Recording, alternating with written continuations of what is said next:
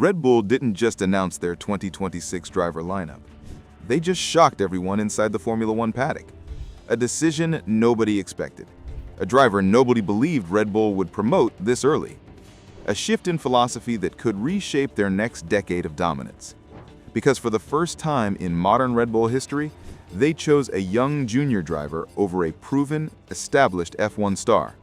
For the first time, Red Bull picked potential over guarantee. And that young driver is Isack Hadjar. Today we break down why this is one of the biggest decisions Red Bull have made since they promoted Max Verstappen in 2016. Why Hadjar's arrival marks a major shift in their long-term strategy. Why it changes everything for the rest of the grid. And what this means for the future of Red Bull, the Driver Academy, and the 2026 regulation reset. Because this isn't just a signing, it's a statement. Here's the question every F1 fan is asking. Why would the world champions choose a junior instead of a proven race winner?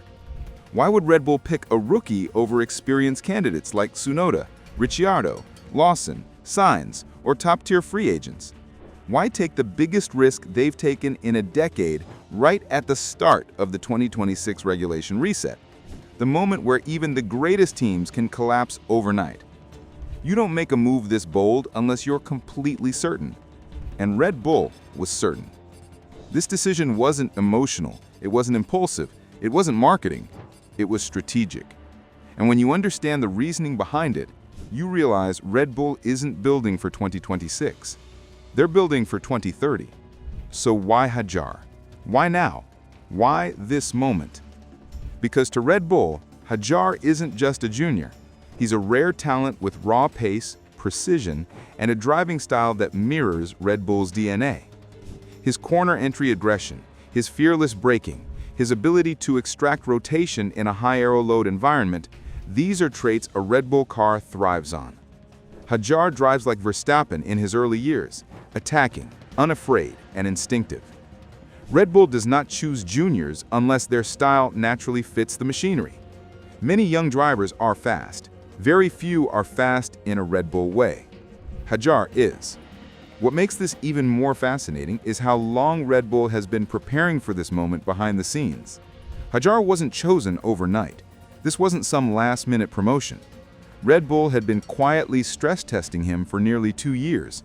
Not just in junior formulas, but inside the simulator environment, private testing programs, and closed-door engineering briefings.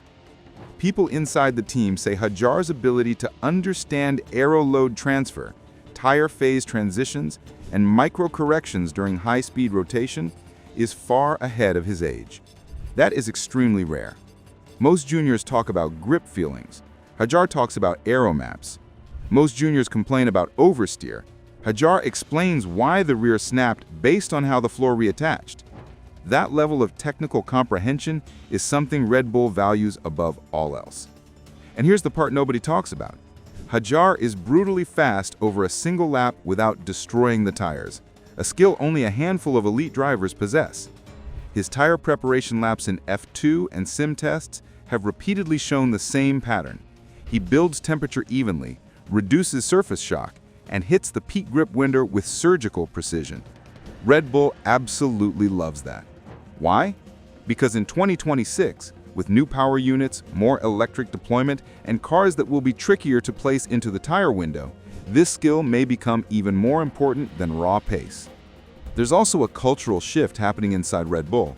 The team is moving away from reactive recruitment, picking drivers due to immediate gaps or emergencies. They are now operating like a dynasty team, developing the next generation years in advance. It's what Mercedes failed to do post-Hamilton. It's what Ferrari struggled to do post-Vettel. Red Bull watched those mistakes and made sure they wouldn't repeat them. Promoting Hadjar is part of a long-game philosophy where Red Bull wants two things: stability and identity. A future built on drivers they develop themselves. Drivers whose racing DNA aligns with the team's philosophy.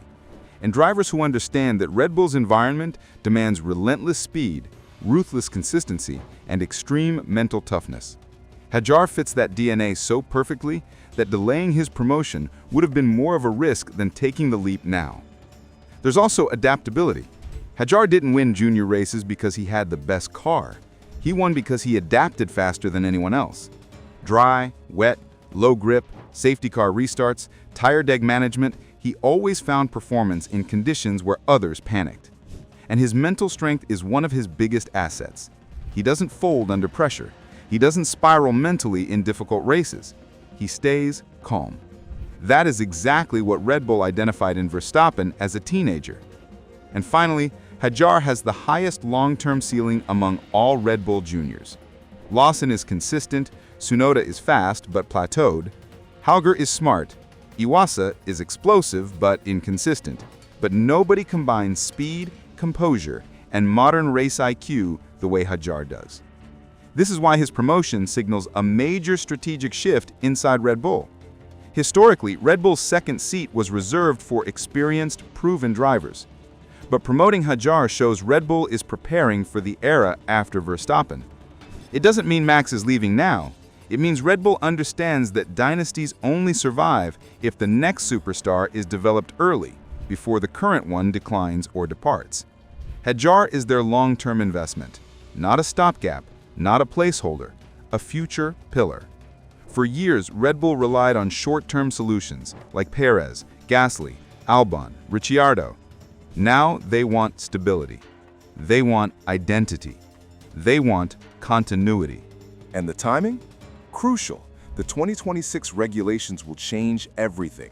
New power units, new aero philosophy, new driving techniques. In such an environment, experience matters less. Adaptability matters more. Red Bull wants a driver who learns fast and adjusts faster. Hadjar fits that requirement. Proven drivers bring habits, preferences, and expectations that may clash with the unknown demands of 2026 machinery. A rookie enters with a clean slate. Red Bull can shape him to the car instead of shaping the car to him. That's a huge advantage during a regulation overhaul. This decision also sends shockwaves across the paddock. McLaren now knows Norris and Piastri aren't just fighting Verstappen, they're fighting the next Verstappen. Ferrari must rethink its entire talent pipeline. Mercedes can't rely only on big-name signings anymore. The Red Bull Junior Academy has regained its power. Every karting driver, every Formula 2 rookie will now look to Red Bull again as the only team that truly promotes youth. But here's the underrated part. Hadjar's feedback has already influenced Red Bull's 2026 car concept. During simulator sessions, his precision surprised engineers. His clarity, his ability to communicate micro-balance shifts, his awareness of how aero load transitions across entry, mid, exit. All of it forced Red Bull to integrate his style into the next-gen chassis philosophy. This is exactly what happened when the RB15 to RB19 era was shaped around Verstappen.